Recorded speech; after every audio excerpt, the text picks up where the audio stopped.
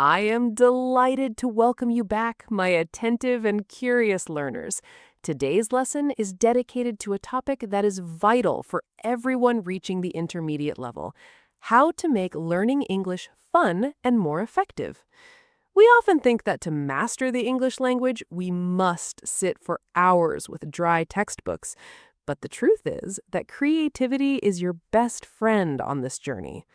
Let's explore how to turn your daily routine into a playground of discovery. The power of creative immersion. Elena stood in front of her bathroom mirror, a toothbrush in one hand and a neon pink sticky note in the other. On the note, she had written the word fountain. She looked at the sink, then back at her reflection. "Good morning, Elena," she whispered to the mirror. "Today, we are not just going to study, we are going to live the language." Her reflection seemed to raise an eyebrow. "Oh, really?" she imagined her mirror self saying.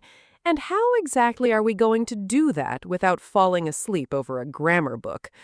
Elena laughed. "Watch me. We are starting with the environment method. Look around." She pointed to the mirror itself.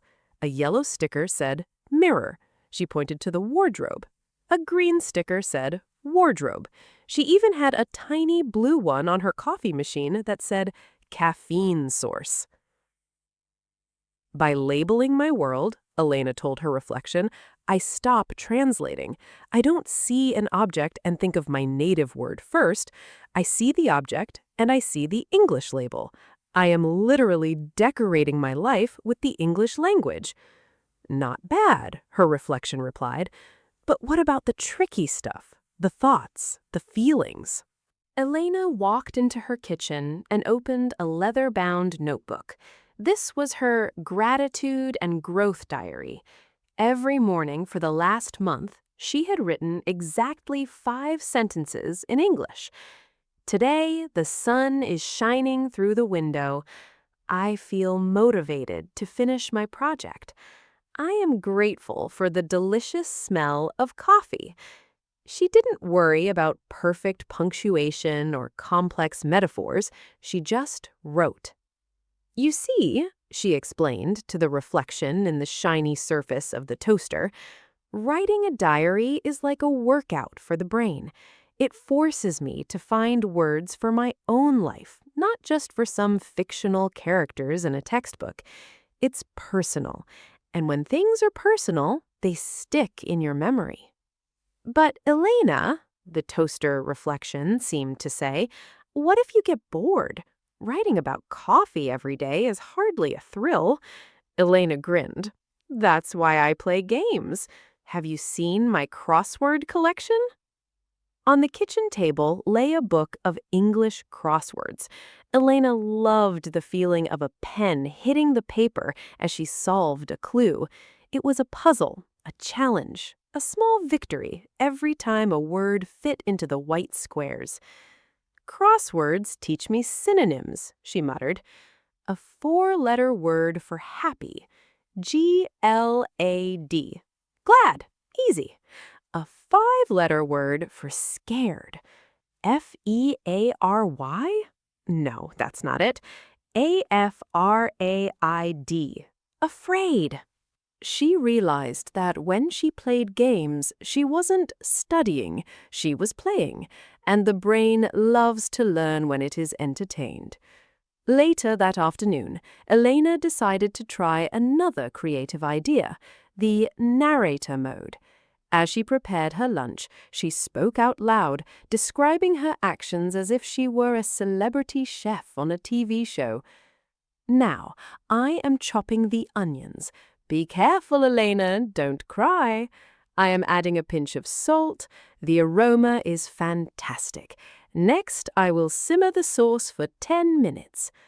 She caught her reflection in the kitchen window and winked. "It's about immersion. If I don't have an English-speaking friend with me right now, I'll be my own friend. I am the teacher and the student at the same time." By the evening, Elena's house was a temple of English. She had listened to an English podcast while cleaning, she had changed the language settings on her phone to English, and she had even spent 10 minutes shadowing a famous actress in a movie scene.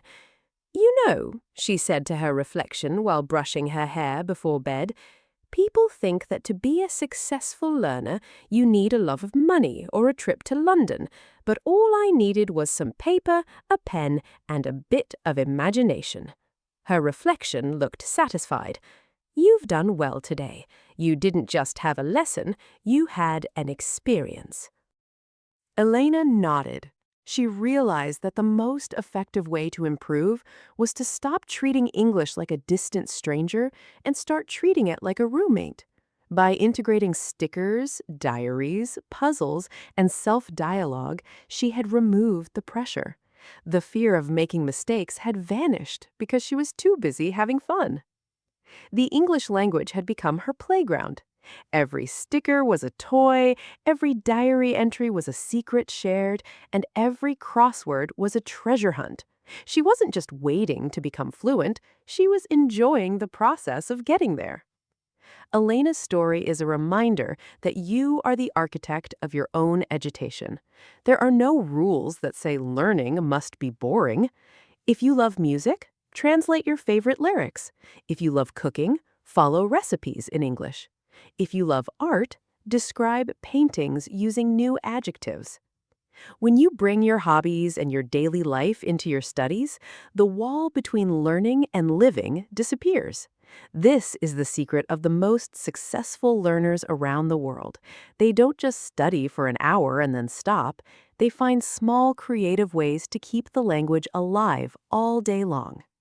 So I challenge you, what is one creative thing you can do today? Will you put a sticker on your fridge?